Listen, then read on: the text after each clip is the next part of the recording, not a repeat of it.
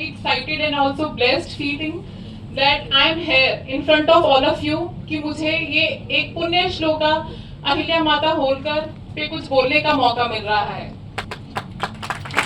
बहुत ही कम बच्चों को ये मौका मिलता है कि इन पे बोले और मैं बहुत ही ब्लेस्ड फील करती हूँ कि मैं इस समाज से आती हूँ और आप सभी के सामने आज कुछ ऐसी चीजें जो सभी अहिल्या माता को बस ये जानते हैं कि वो एक धार्मिक औरत थी जो शिव जी की पूजा करती थी, जो एक रानी थी।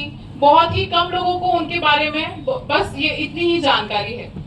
तो आज मैं आप सभी के सामने पुण्य श्लोका अहिल्या माता होलकर के कुछ शब्द कहना चाहूंगी। अहिल्या माता होलकर एक ऐसा चरित्र है जिन्होंने अपने समय में ऐसी ऊंचाइयां अर्जित की है जो इतिहास में बहुत कम व्यक्ति कर पाए, लेकिन फिर भी इस अनुपात में उनके साथ इतिहास ने न्याय नहीं किया। उनके बारे में जो जानकारी आज हमारे समाज में उपलब्ध होनी चाहिए वो बहुत बड़े उपलब्ध होनी चाहिए, वो इतिहास में बहुत बड़े बड़े लोगों को नहीं है। पुण्य श्लोक का टाइटल हर किसी को नहीं मिलता। मैं आप सभी से पूछना चाहूंगी कि आपने कितने लोगों के सामने सुना है पुण्य श्लोका। किसी सिर्फ ये टाइटल जो है वो सिर्फ आज तक 4 लोगों को मिला है, जो 3 संत थे और एक है माता अहिल्या बाई होलकर। भारतीय संस्कृति सभ्यता का मान बिंदु है। जब भी मातृशक्ति सत्ता में आई, एक ऐसा उदाहरण नहीं है जो प्रजा वत्सलकारी ना हो, जो प्रजा हितकारी ना हो या लोक जन के विपरीत हो। अहिल्या शब्द उच्चारण मात्र से हमें 4 वेदों, 18 पुराणों और अरण्य ग्रंथों व तीर्थों के दर्शन का जो पुण्य लाभ होता है वो हमें सिर्फ अहिल्या माता के नाम लेने भर से हो जाता है। यह उपाधि पुण्य श्लोका उन्हें किसी राजा या महाराजा ने नहीं दी, बल्कि उस समय के संत महाराज, सारे संत व महंत ने एक मत होकर उन्हें पुण्य श्लोका कहा गया। इससे पहले ये उपाधि किसी को नहीं दी गई। दूसरी उपाधि है, उन्हें 2 उपाधि से बुलाया जाता है, एक है मातोश्री और एक जैसा मैंने बताया पुण्य श्लोका। मातोश्री, अभी हम सब यहाँ जयपुर में बैठे हैं, हम जानते हैं कि इन्होंने राजकार्य पूरा इंदौर मालवा क्षेत्र में किया। इनका ये आती थी महाराष्ट्र से, तो आप जाएंगे मालवा में, वहां सभी ने बोलते हैं मातोश्री। आज सभी हम अपन सब बोलते हैं माता अहिल्या बाई होलकर, देवी बोल देते हैं, पर वहां सब बोलते हैं मातोश्री।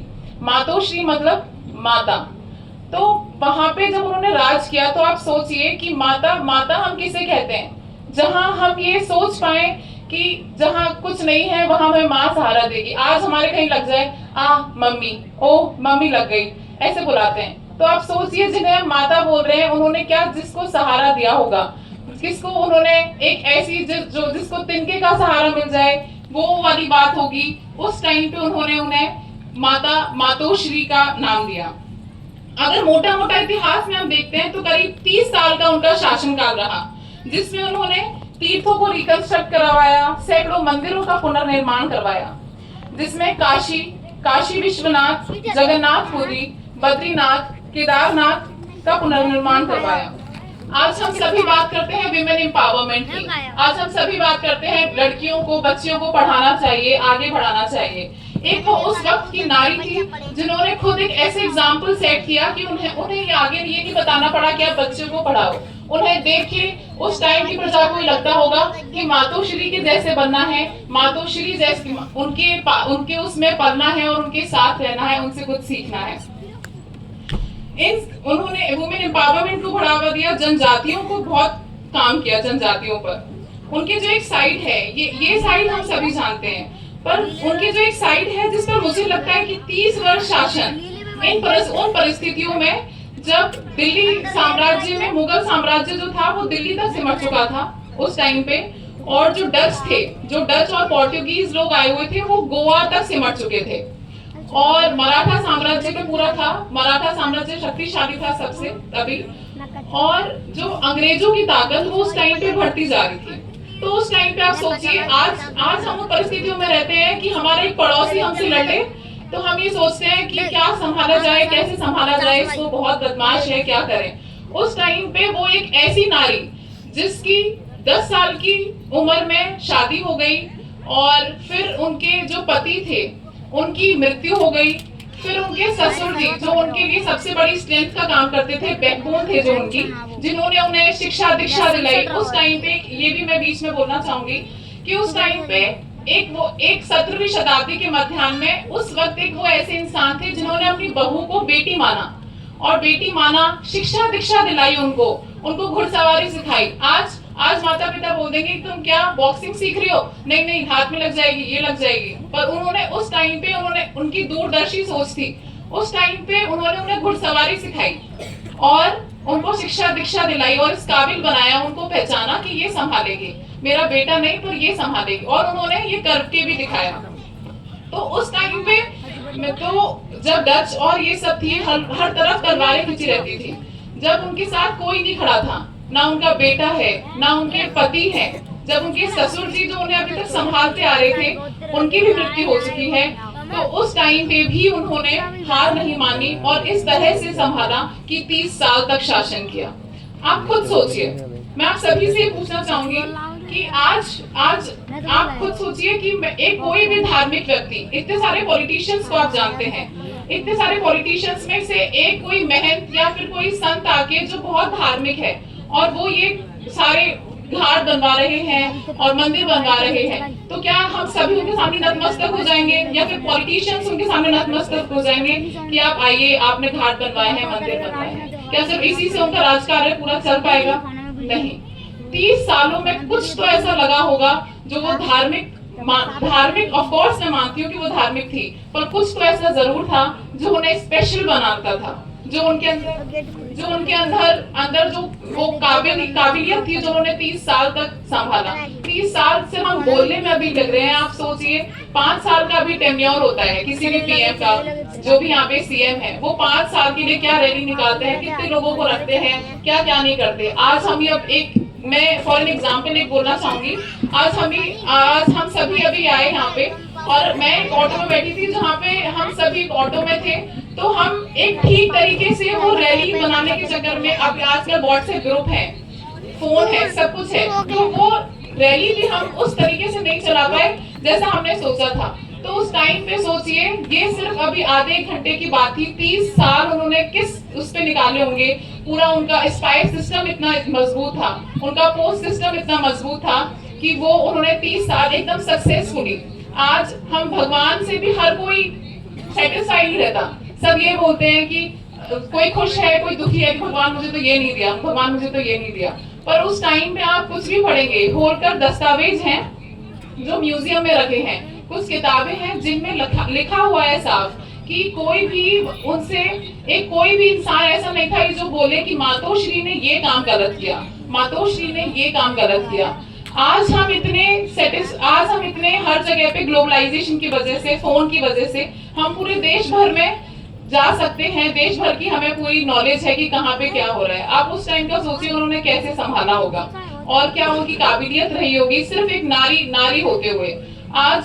और मैं एक और चीज कहना चाहूंगी कि उनकी घुड़सवारी, और हम सब उनको धार्मिक उसी में मानते हैं सिर्फ, पर ये सबसे उनका वो ज्यादा था। और सेकेंड वर्ल्ड वॉर में आज हम ये मानते हैं कि महिलाओं को, आज हम जब पढ़ते हैं, मैं भी अभी तक पूरी स्टडीज में पढ़ते हैं, आप जो मेरे सेम एज के लोग होंगे उन्होंने भी आज तक ये पढ़ा होगा कि महिलाओं को दबाया गया, भारत में महिलाओं का शोषण किया गया। मैंने भी ये पढ़ा है, आप सब लोगों ने भी जरूर पढ़ा गया होगा, और आज भी हम ये पढ़ते हैं कि इंडिया एक ऐसा देश है जहाँ पे महिलाओं का शोषण होता है, महिलाओं को बढ़ाया नहीं जाता है, पढ़ाया नहीं जाता है, दबाया जाता है। तो मैं उन सभी को याद दिलाना चाहूंगी कि सेकेंड वर्ल्ड वॉर के बाद यूरोपियन देशों में महिला का सम्मान दिया गया, महिला को महिला माना गया, नहीं तो उन्हें पशु तुल्य माना जाता था। उन्हें वोट का अधिकार दिया गया, सम्मान की वो एक और चीज थी उनकी कि वो दुश्मन से भी अपना काम करवा लेती थी।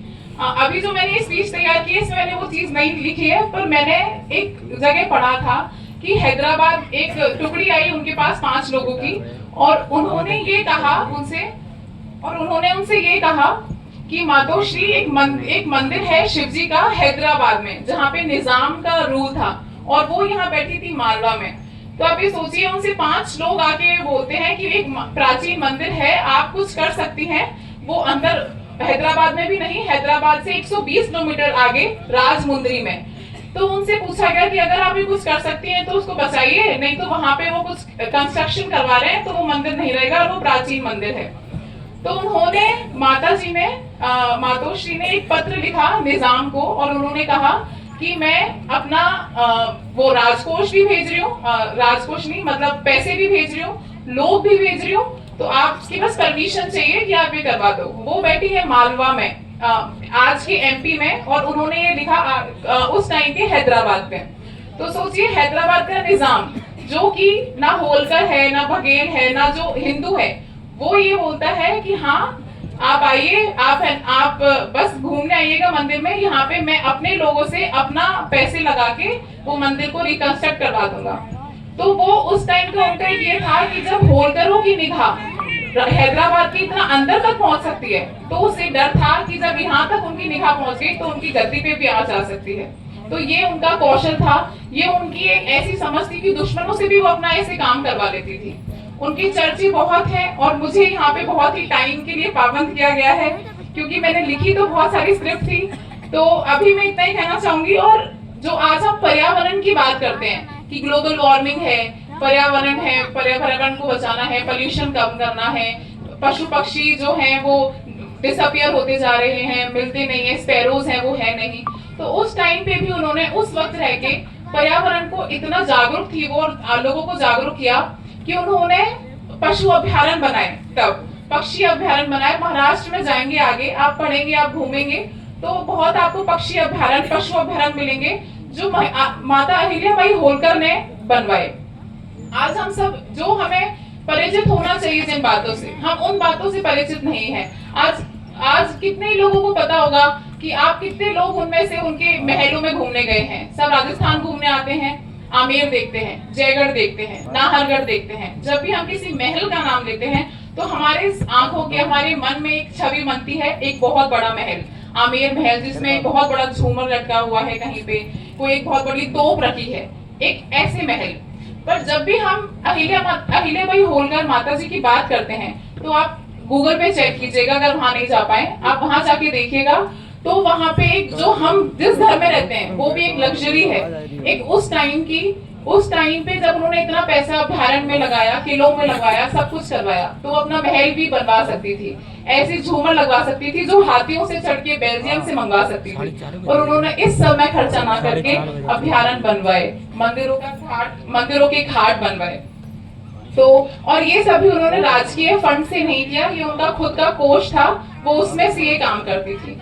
तो मैं ये कहना चाहूंगी कि हम सब इसी समाज से हैं, तो हम सबको ये बताना पड़ेगा सबको कि वो सिर्फ धार्मिक नहीं थी, धार्मिक तो वो थी, जो भी वो साइन ऑर्डर करती थी वो वहां पे खुद का साइन नहीं करती थी, श्री शंकर, श्री भोलेनाथ ऐसे करके वो साइन करती थी कि उनकी दया से हो रहा है सब कुछ, उनकी मर्जी से हो रहा है, मैं नहीं हूँ करने वाली। पर फिर भी मैं ये कहना चाहूंगी कि वो धार्मिक थी, हम यह सभी मानते हैं, पर वो धार्मिक होने के साथ साथ बहुत कुछ जो थी, जिन्होंने 30 साल ऐसी जगह पर राज किया जहां चारों तरफ तलवारें खिंची हुई थी। तो मैं अपने शब्दों को यहीं विराम देती हूँ। धन्यवाद।